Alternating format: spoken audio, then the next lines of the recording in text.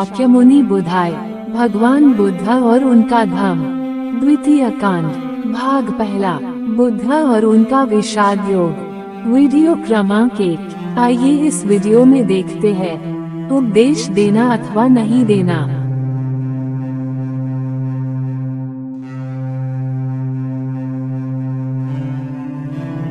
बोधि प्राप्त करने के अनंतर और अपने सद्धर्म की रूपरेखा निश्चित कर लेने के अनंतर बुद्ध के मन में एक विचार आया, क्या उसे दूसरों को अपने धर्म का उपदेश देना चाहिए अथवा अपने ही कल्याण में रत रहना चाहिए। उन्होंने सोचा, निस्संदेह मैंने एक नया सद्धर्म पा लिया है, लेकिन हर सामान्य आदमी के लिए इसका समझ सकना और अनुकरण कठिन है। बुद्धिमानों तक के लिए यह अति सूक्ष्म है। आदमियों के लिए अपने आप को आत्मा और परमात्मा के मायाजाल से मुक्त कर सकना कठिन है। आदमियों के लिए रस्मों और रीति रिवाजों और धार्मिक संस्कारों के बंधनों से मुक्त होना कठिन है। आदमियों के लिए ब्राह्मणी कर्मवाद से मुक्त होना कठिन है। आदमियों के लिए आत्मा को नित्य मानने के सिद्धांत से मुक्त होना कठिन है। और मेरे इस सिद्धांत को मानना भी कठिन है कि आत्मा का कहीं कोई स्वतंत्र अस्तित्व नहीं है और मरणांतर भी कहीं कोई आत्मा शेष नहीं रहती। आदमी स्वयं रत है, वे इसी में मजा लेते और आनंद मानते। आदमियों के लिए मेरे सद्धर्म को स्वयं परता के ऊपर स्थान देने के सिद्धांत को समझना कठिन है। यदि मैं अपने सिद्धांत का उपदेश दूं और दूसरे इसे समझ न सकें अथवा समझकर स्वीकार न कर सकें अथवा स्वीकार करके भी तदनुसार आचरण न कर सकें, तो इससे दूसरों को भी व्यर्थ की थकावट होगी और मुझे भी व्यर्थ की हैरानी। मैं संसार से दूर रहकर एक सन्यासी का ही जीवन क्यों न बिताऊं? मैं अपने कल्याण में ही क्यों न लगा रहूं? कम से कम अपना कल्याण तो कर ही सकता हूँ। इस प्रकार विचार करने से बुद्ध का मन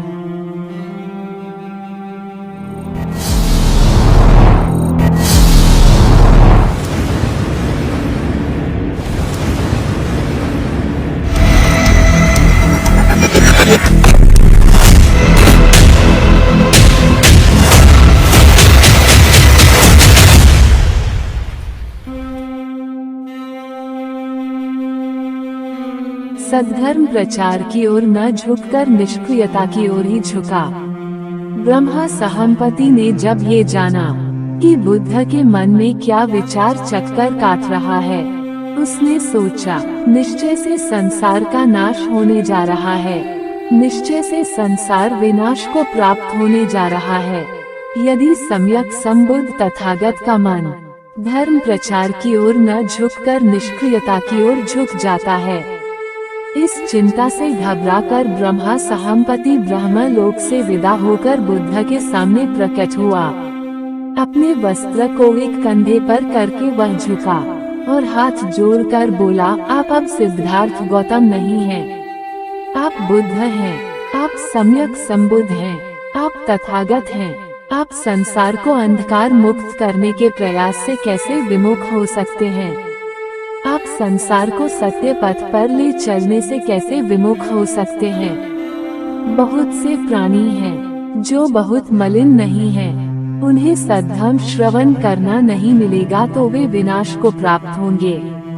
आप जानते हैं, भगवान की मगध में एक पुराना धर्म पैदा हुआ था। क्या भगवान अब उन लोगों के लिए अमृत द्वार नहीं खोलेंगे जिसमें बहुत दोष थे? जैसे पर्वत के शिखर पर खड़ा हुआ कोई आसपास के नीचे खड़े हुए लोगों को देखता है, उसी तरह के प्रज्ञा के शिखर पर बड़े हुए भगवान, ही दुख का क्षय किए हुए भगवान, अपने आसपास के उन लोगों की ओर देखें जो दुख के सागर में निमग्न हैं। हे वीर, हे सार्थवाह, हे जाति क्षय, आप उठें, संसार के कल्याणार्थ विचरें, उसकी ओर से विमुख न हो। हे भगवान, आप दया करके देवताओं और मनुष्यों को सद्धर्म का उपदेश दें। बुद्ध ने उत्तर दिया, हे मनुष्यों में ज्येष्ठ श्रेष्ठ ब्रह्म, यदि मैंने धर्मोपदेश देने का संकल्प नहीं किया तो ये केवल व्यर्थ की हैरानी से बचने के ख्याल से नहीं किया, ये जानकर कि संसार में इतना दुख है। बुद्ध ने निश्चय किया कि सन्यासी की तरह हाथ पर हाथ धरे बैठे रहना और जो कुछ दुनिया में हो रहा है उसे वैसे ही होते रहने देना उसके लिए ठीक न हो। उन्हें तपश्चर्या तथा आत्मपीड़न का पथ व्यर्थ जान पड़ा था। संसार से भाग खड़े होना बेकार था। एक तपस्वी के लिए भी संसार से भाग खड़े होना संभव नहीं। उन्होंने निश्चय किया कि संसार से भाग खड़े होने की जरूरत नहीं है, जरूरत है संसार को बदलकर श्रेष्ठतर बनाने की। बुद्ध ने अनुभव किया कि उन्होंने संसार का त्याग इसलिए किया था कि वहाँ इतना संघर्ष है और वो इतने अधिक दुख का कारण है और जिसका उनके पास कोई इलाज न था। यदि वह सद्धर्म के प्रचार से संसार के कष्ट और दुख को दूर कर सके तो यह उनका कर्तव्य था कि वह संसाराभिमुख होकर उसकी सेवा करें, न कि निष्क्रियता की मूर्ति बनकर चुपचाप बैठे रहे। इसलिए बुद्ध ने ब्रह्मा संपत्ति की प्रार्थना स्वीकार की और सद्धर्म का उपदेश देने का निश्चय किया। अगले वीडियो में देखेंगे ब्रह्मा संपत्ति द्वारा शुभ घोषणा।